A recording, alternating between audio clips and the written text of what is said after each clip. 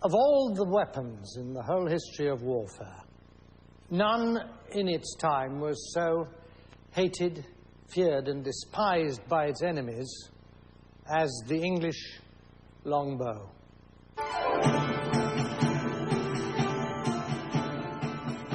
The English longbow was the decisive weapon of the Middle Ages. Nothing could rival it for range, accuracy, and devastating power.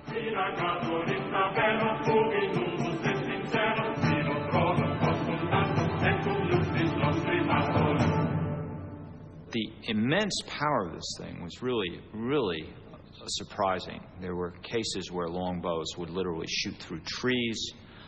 They were capable of penetrating armor, even the thickest plate armor, at short ranges, and mail almost all the time. There was nothing quaint about the English longbow. In the hands of a trained archer, it was a killing machine. The English archer, with a good bow in his hand, could kill a French man-at-arms at 100 yards or more every time. That's how good this thing is. It was on a muddy field in northern France in 1415 that the longbow won its greatest victory.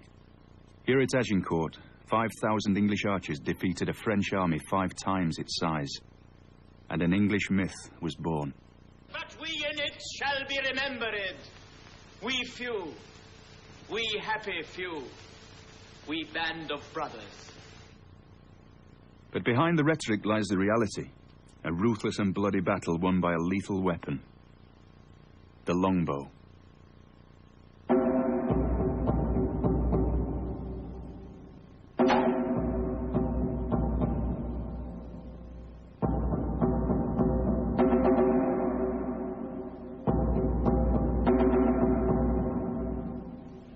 The longbow was made from the simplest of materials. Its unique characteristics come from nothing more complex than the wood of a yew tree. The English longbow, at its best, was made from continental yew. It was made from one piece, a self-stave of yew, which was kept to the best quality possible, and it comprised of the heartwood of the yew and the sapwood of the yew. Now, the sapwood of the yew is an excellent resistor of tension, while the heartwood is an excellent resistor of compression. So in one piece of wood, you've got a natural spring. Well, this is a bow stave before the process of bow making has started. It's a 7-foot stave of yew wood. There's the pale, creamy sapwood on the back, the part away from the archer, the outside of the bend, and there's the brown heartwood inside.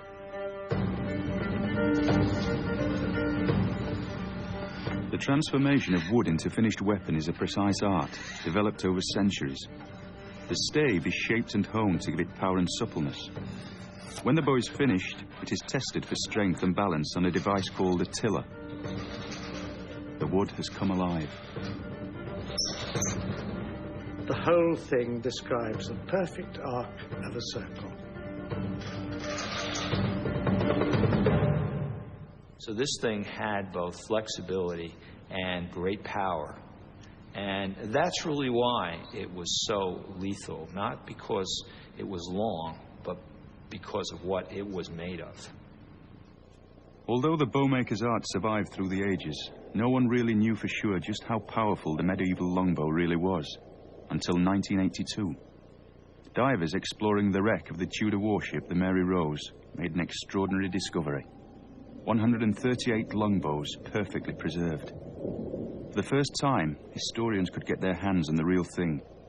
They were astonished to discover that the power or draw weight of a genuine longbow was nearly twice what anyone had thought. You have to have bows within the strength range of these. The strength, the draw weight is measured by what you're holding apart at the length of the arrow. That is what the weight of a bow is.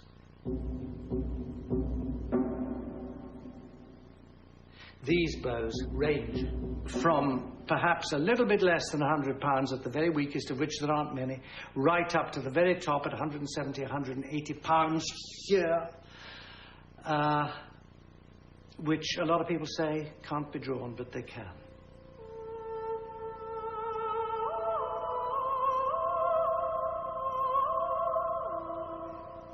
These enormous draw weights had one purpose: to penetrate the armour of the medieval knight.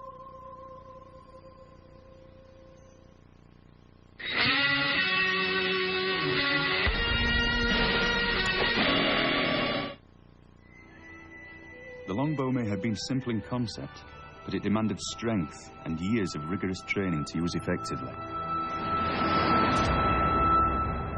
You'd have to start from a very young age to learn to shoot the larger bows, and progress and progress.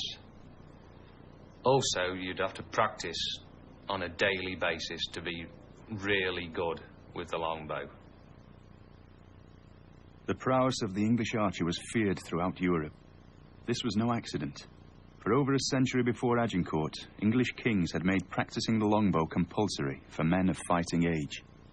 There were rigorous rules to make eligible young men practice the bow for war. Near most large churches in any decent-sized village, there were butts where they were compelled to shoot at least once a week and probably every night. This Sunday practice was so rigorously applied that it made illegal other sports such as cambuck, whatever that may be, volleyball, football, the great national game, the great national disease, was forbidden. All these other games were stopped so that, and you were fined for being found at them, so that you would practice the bow. The result was a corps of highly trained civilian fighters, drawn largely from the middle or yeoman class. Neither aristocratic knight nor lowly peasant, they were a new presence on the medieval battlefield. The majority of archers, I think, would have been quite young men. The pages who served at battles as sort of servants perhaps were around 12 to 14. Some of the archers then, I think, would have been no older than about 16, 17, perhaps ranging up to their mid-20s. Most of them, I think, would have been unmarried. Some of them would have been farmers. We know husbandmen, labourers, perhaps the yeoman in the classic rich peasant sense. Others would have been townsmen, some with crafts. We know that some of them were butchers, tailors, carpenters, bakers, that kind of thing. Because these yeomen represented a very distinctive social class of kind of the precursors of what might even be called a middle class, they were not people necessarily to be taken lightly. And they knew it. Cocksure and insolent, they have left us with an enduring legacy. The English have a strange gesture that dates back to the days of Agincourt, where they stick 2 fingers up in the air as a gesture of defiance. If the French caught an English archer, they'd cut the 2 fingers off on both the right and left hand, thus stopping him from drawing the longbow again.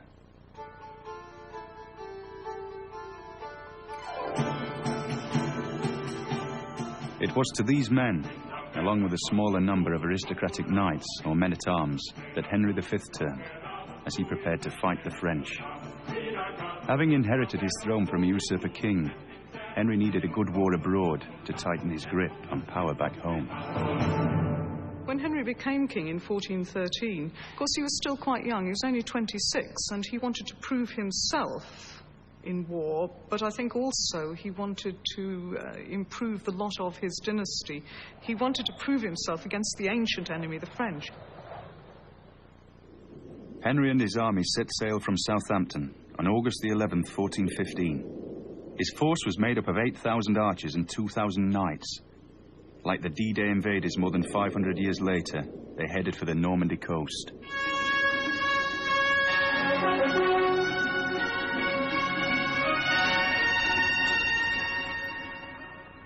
The plan was to take Harfleur and then head for Paris. But things went wrong right from the start. Harfleur held out far longer than expected, and the English started dying of disease.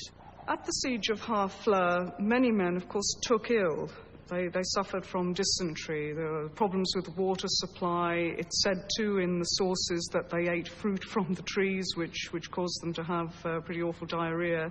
It seems, too, that bodies were left to rot, and that also was seen as a cause of disease. Harfleur finally fell in September, too late for Henry to advance on Paris. But he refused to retreat.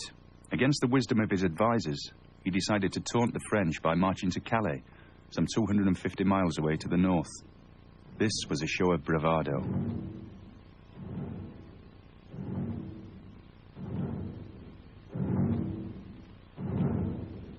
But when he reached the River Somme, his plan ran into trouble. A French army was lying in wait on the northern bank. If the English were to reach Calais, they would have to try to outflank the enemy. The English army felt its way along the southern bank of the river, looking for a safe crossing. The French shadowed them on the other side, matching their every move. The English were soon out of rations. The situation was desperate. After 7 days of being stalked, the English managed to steal a day's march on the French and finally crossed the Somme. The French were in pursuit. Scenting an easy kill, their army was growing day by day.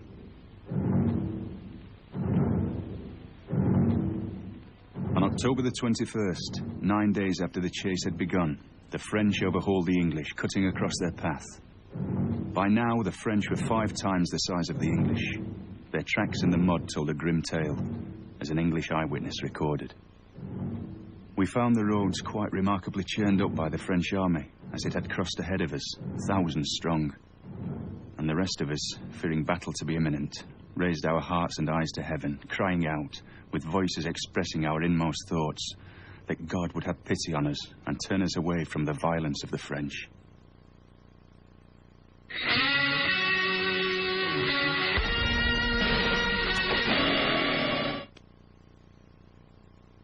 Three days later, the French blocked the road to Calais. Battle was now inevitable. That evening, the two armies bedded down with only a field separating them. This field was soon to be known as Agincourt, and the battle that was fought there was to be the greatest test for the English longbow. As dawn broke on the 25th of October, the English must have felt themselves to have been in a desperate position, and they were hugely outnumbered, perhaps as much as 5 to 1.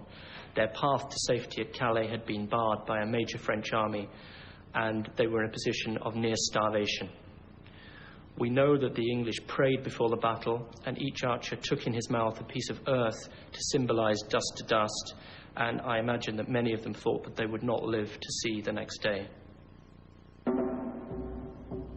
As dawn broke, the English took up their position on the battlefield. The 1,000 men-at-arms were drawn up in 3 groups, with Henry at the centre. The 5,000 archers were placed in 2 groups at the flanks. Some may have been positioned alongside the men-at-arms.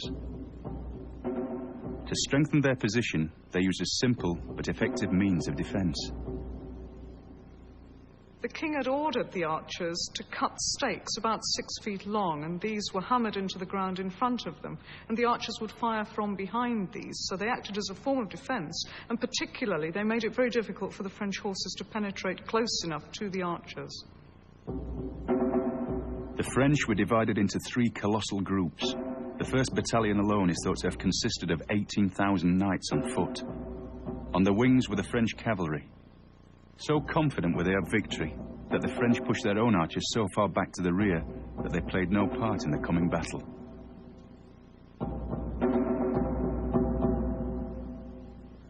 Well, I'm here approximately where the French army took position the day of the Battle of Agincourt. The French captains understood perfectly the danger of longbow and of English archers. So they had a plan to fight against the English army, and this plan was to attack the wings and the flanks of this English army. It's a great mistake, I think, to see the French as militarily inept. They certainly weren't. They knew from experience the power of the English longbow. and their tactical thinking, their preparation to try and defeat Henry's army, is shown in the Somme plan. Now, this was a plan for battle drawn up prior to the Battle of Agincourt. The Somme plan, which has only recently been rediscovered, proves that the French did have a strategy to defeat the English longbow. A twin-pronged cavalry charge, sweeping wide on both flanks, would encircle the archers and crush them. But for the plan to work, the French knights needed plenty of room for manoeuvre. But on this battlefield, there was a great problem. This battlefield is very narrow. It is 600, maybe 700 meters wide. It's too narrow to have great tactical possibilities.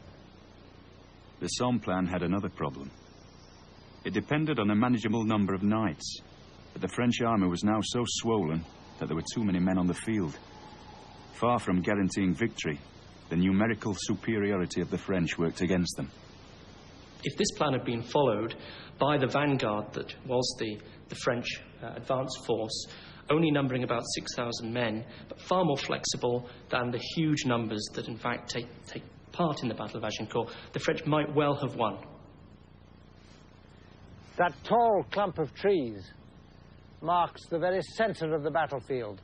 How do we know that? Because that's where upwards of 6,000 French were buried after the battle in 3 trenches. From this position, seeing that the French were doing nothing but furling their banners and sitting down to breakfast, roughly where you see that thin line of trees further behind the big clump. So Henry V had his army move slowly forward in 3 separate moves so as to keep alignment, to keep discipline, until they were perhaps 200 yards short of that clump of trees, where at extreme range the English archers opened up and thus started the Battle of Agincourt. The archers were proving to be highly effective. Rather than sweeping wide to encircle the English, the cavalry were funneled towards the centre of the battlefield. As these armored knights approached the killing zone at high velocity, they found themselves in a lethal environment. Not only could their armor be penetrated by these long shafts, but their horses were being shot down with great rapidity, causing them to basically fly off their horses. Now, the point of this is that the armored knight needed to be at point-blank range to affect his casualties, but he was still literally hundreds of yards away from these yeomen. So he was essentially helpless in this environment.